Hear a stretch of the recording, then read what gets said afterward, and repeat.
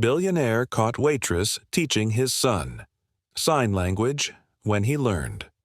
Why he broke down. What if I told you that sometimes the most beautiful conversations happen without words? David Mitchell had everything money could buy: mansions, private jets, businesses across 3 continents. But at 42, this tech billionaire was about to discover that his 7-year-old son had been living in a world of silence he never knew existed. It started on an ordinary Tuesday morning at Rosie's Diner, a small family restaurant David visited weekly for their famous apple pie. He'd always brought little Oliver along, watching his boy color quietly at their usual corner booth. David assumed Oliver was just shy, preferring crayons to conversation with strangers.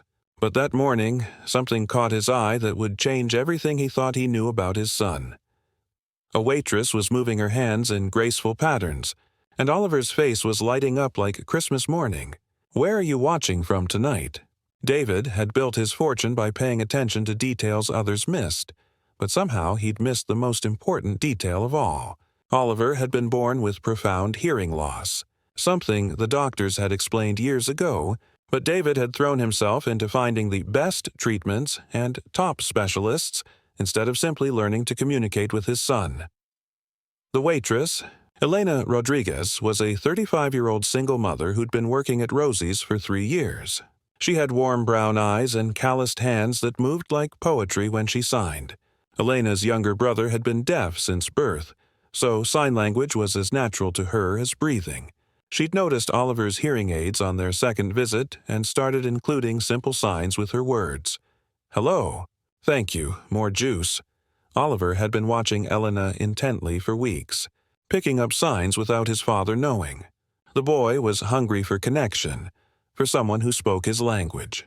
While David conducted business calls at their table, Oliver was learning his first real conversation skills from a woman making $8 an hour plus tips. That Tuesday morning, Elena had taught Oliver the sign for friend. She'd pointed to herself, then to him, bringing her index fingers together twice. Oliver's giggle was the first pure joy David had heard from his son in months. But as Elena walked away, David caught something that made his chest tighten. Oliver had signed back to her, clumsy but determined, the words, "Thank you, friend." His son knew sign language. His son was having conversations that David couldn't understand. David felt like he'd been watching his child through soundproof glass, seeing Oliver's lips move but missing every word. The revelation hit him like cold water. He'd been so busy trying to fix Oliver's deafness that he'd never learned to speak Oliver's language. That evening, David found himself researching sign language classes online, something he'd dismissed years earlier as giving up hope. His assistant had always handled Oliver's school meetings, doctor appointments, and even parent-teacher conferences. David realized he knew more about his company's quarterly projections than his own son's daily struggles. How had he missed something so important? And what else had he been missing while building his empire? The next morning, David arrived at Rosie's earlier than usual. He sat in his car for 10 minutes, watching Elena through the window as she served other families. She had a way of making everyone feel seen, adjusting her speaking pace for elderly customers, crouching down to talk to children at eye level, and always keeping her hands visible when Oliver was around. When they finally went inside, David paid closer attention than he ever had before. Elena approached their table with a gentle smile and signed, "Good morning," while speaking aloud. Oliver's face beamed as he signed back, his small hands forming careful shapes. David felt like an outsider in his own relationship with his son. "Elena," David said quietly when she brought their usual order. "Could we talk for a moment?" Elena's expression grew cautious. In her experience, when wealthy customers wanted to talk, it usually meant complaints or complications. She glanced at Oliver, who was focused on his coloring book, then back at David. "I noticed you've been teaching Oliver sign language," David continued, keeping his voice low. "I need to understand. How long has this been happening?" Elena's cheeks flushed pink. "I'm sorry, Mr. Mitchell. I should have asked permission first. I just thought Oliver seemed lonely, and my brother Tony is deaf. so I know how hard it can be when people don't understand. I'll stop if you want me to." David felt something crack inside his chest. "No, please don't stop. I'm his father, and I don't know what you two are saying to each other." The admission hung between them like a bridge neither was sure they should cross. Elena looked at David with a mixture of surprise and compassion. She'd assumed this successful man had simply chosen not to learn sign language, the way some parents chose not to learn their children's interests.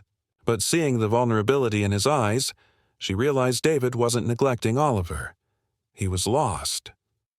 "Your son is brilliant," Elena said softly. "He's been telling me about his drawing, asking about my family, even making jokes. He's funny and kind and incredibly smart. He just needed someone to listen in his language. If this moment is touching your heart, please give this video a thumbs up." David felt tears threatening.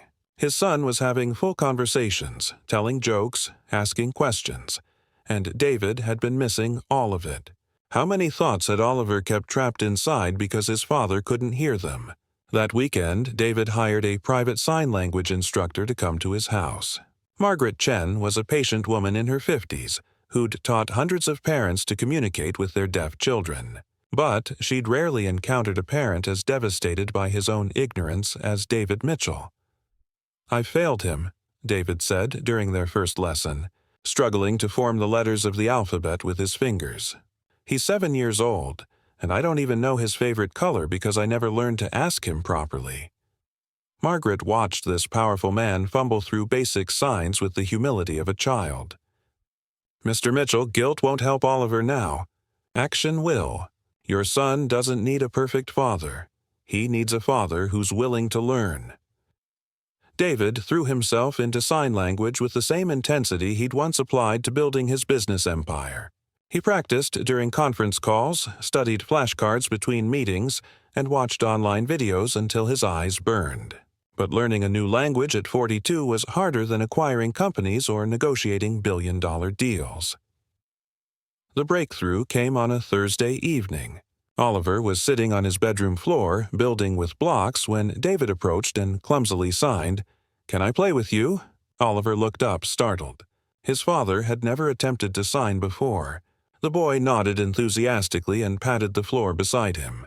For the next hour, they built a tower together, communicating through gestures, facial expressions, and David's broken attempts at sign language.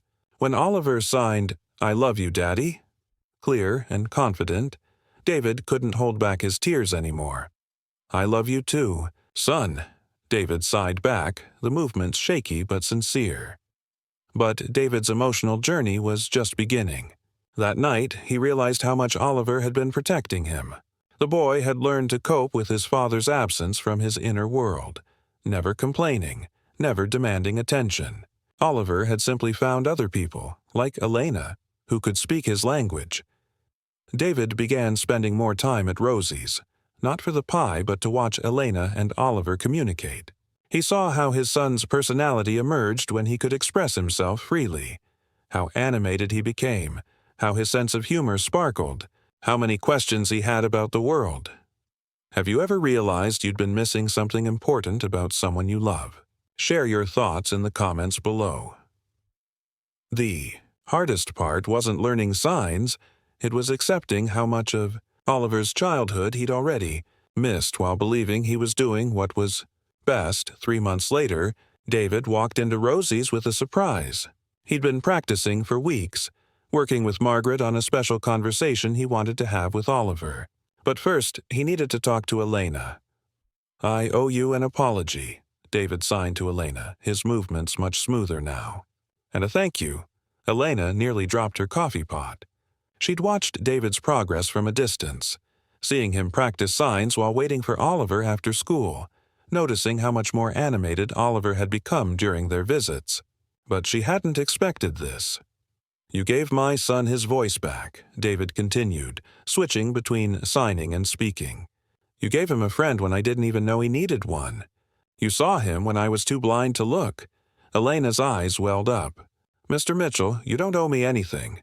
Oliver is special. Any parent would be lucky to have him." "David," he corrected gently. please call me David, and I have something to ask you." Oliver had been watching this exchange with growing excitement. His father and his friend Elena were talking together, really talking, and he could understand every word. David knelt down to Oliver's level and signed, "Son, I'm starting a foundation to help other families like ours. Families where parents need to learn to communicate better with their children. Would you like Elena to help us run it?" Oliver's face exploded with joy. He looked between his father and Elena, then signed rapidly, "Elena, please say yes. Daddy learned my language. We can all talk together now." Elena covered her mouth with her hands, overwhelmed. I don't know anything about running a foundation." "I don't know much about raising a deaf son," David replied. "But I'm learning that the most important things can't be bought. They have to be built with patience, love, and people who care enough to bridge the gaps between us." The Mitchell Foundation for Deaf Communication would go on to help thousands of families, but it started in that moment, with a father learning to say, "I love you," in his son's language, and a waitress whose kindness had built a bridge across silence. If you've been touched by this story, please subscribe to our channel for more heartwarming tales like this one. But the most beautiful moment was still to come, when Oliver signed to both of them, "Now we're all friends." 6 months later, the grand opening of the Mitchell Foundation's first community center was unlike any corporate event David had ever hosted. Instead of champagne and business cards, there were families signing together, children teaching parents new words with their hands, and laughter that needed no translation. Elena, now the Foundation's Director of Family Services, stood beside David as they watched Oliver lead a group of children in a signing game. She wore a simple blue dress instead of her waitress uniform, but her hands still moved with the same gentle poetry that had first caught David's attention. "I never imagined my life could change so completely," Elena said, her voice soft with wonder. "A year ago, I was worried about paying rent. Now I'm helping families find each other." David nodded, watching his son with eyes that truly saw him now. "Oliver taught me that connection isn't about speaking the same language. It's about caring enough to learn someone else's." The Foundation's first project was a training program for parents, taught by deaf adults and interpreters like Elena. They'd already helped over 200 families, but David knew the real measure of success was simpler than numbers. It was the moment when a parent's face lit up understanding their child's first signed joke, or when a family could finally say "good night" and "I love you" in ways that reached every heart at the dinner table. Oliver had become the Foundation's unofficial ambassador, visiting families and showing parents that deaf children weren't broken, they just spoke with their hands instead of their voices. His confidence had blossomed as he helped other kids feel less alone in their quiet worlds. As the celebration continued around them, David reflected on how much his definition of wealth had changed. His bank account was actually larger now than before. The Foundation's work had attracted positive attention to his businesses, but that wasn't what made him rich anymore. Wealth was Oliver running up to him after school, excited to share stories about his day in rapid, confident signs. Wealth was understanding Elena's brother Tony's dry humor and watching Oliver laugh at his uncle's signed jokes. Wealth belonged to a community he'd never known existed, filled with people who'd taught him that different didn't mean less than. That evening, as they drove home from the celebration, Oliver said from the back seat, "Daddy, I'm proud of you for learning my language." David had to pull over because his eyes were too blurry with tears to drive safely. In the rearview mirror, he watched his son's patient, loving smile and realized that Oliver had been proud of him all along, even when David couldn't hear him say it. The Foundation's motto, suggested by Oliver himself, was simple: every child deserves to be heard. But David knew the deeper truth: every parent deserves to learn how to listen. If this story moved you, please like this video, share your own experiences in the comments, and subscribe for more heartwarming stories. Thank you for joining us on this journey of connection, understanding, and the beautiful language of love that speaks to every heart.